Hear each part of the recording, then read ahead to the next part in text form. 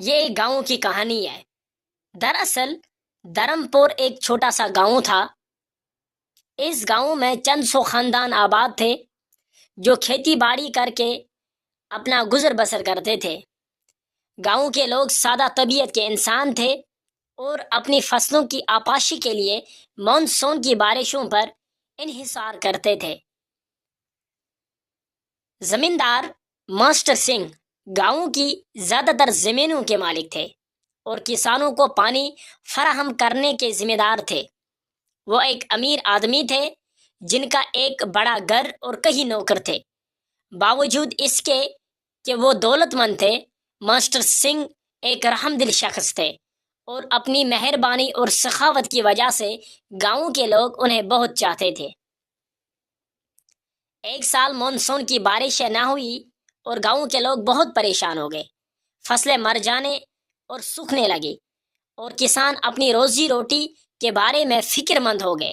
گاؤں والوں نے کنویں اور بورویل کھودنے کی کوشش کی، لیکن پانی کی سطح بہت نیچے جا چکی تھی اور انہیں کہیں بھی پانی نہ ملا۔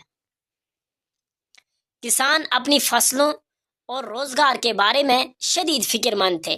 ان کے پاس کوئی آمدنی نہ رہی اور ان کے خاندانوں کے لیے گزارا مشکل ہو گیا۔ گاؤں والے ماسٹر سنگھ کے پاس چلے گئے۔ ماسٹر سنگھ نے جب ان کی باتیں سنی تو وہ بہت پریشان ہو گئے۔ وہ جانتے تھے کہ اگر پانی نہ ملا تو بہت سے مشکلاتوں کا سامنا کرنا پڑے گا اور گاؤں والے اپنی روزی روٹی کھو بیٹھیں گے۔ وہ گاؤں والوں کی فلاح و بہبودی کے بارے میں سوچ رہے تھے اور اس مسائل کا حل تلاش کرنے کے لیے پرعزم تھے۔ گاؤں والوں اور ماسٹر سنگھ نے ہر ممکن کوشش کی کہ کسی طرح پانی تلاش کریں، مگر یہ بہت مشکل ثابت ہوا۔ انہوں نے مزید گہرے کنویں کھودنے کی کوشش کی، مگر پانی کی سطح بہت نیچے جا چکی تھی۔ انہوں نے قریبی گاؤں سے پانی لانے کی بھی کوشش کی، لیکن یہ بہت مہنگا پڑ رہا تھا۔ گاؤں والے مایوس ہونے لگے اور ماسٹر سنگھ کے پاس بھی کوئی راستہ نہیں بچا تھا۔ ایک دن کچھ گاؤں والے ماسٹر سنگھ کے پاس آئے اور ایک تجویز پیش کی۔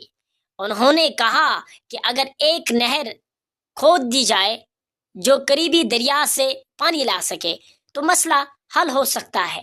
تو ماسٹر سنگھ کو یہ خیال ابتدا میں ناقابل عمل لگا، لیکن گاؤں والوں نے انہیں قائل کر لیا کہ یہی ان کی آخری امید ہے۔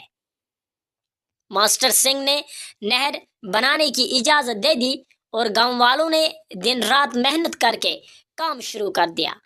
یہ ایک مشکل کام تھا، مگر گاؤں والے کامیاب ہونے کے لیے پرعزم تھے۔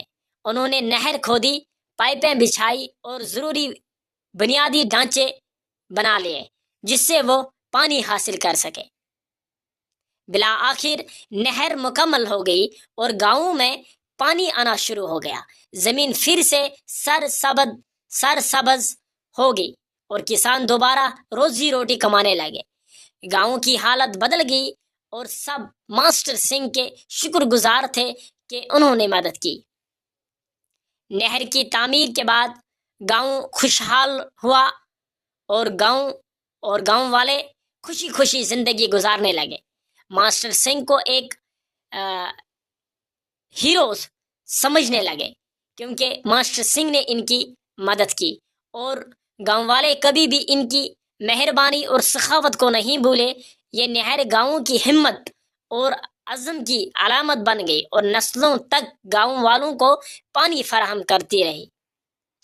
یہ کہانی نہ صرف مشکلات کے خلاف جدوجہد بلکہ اتحاد، قیادت اور امید کا بھی ایک خوبصورت پیغام دیتی ہے۔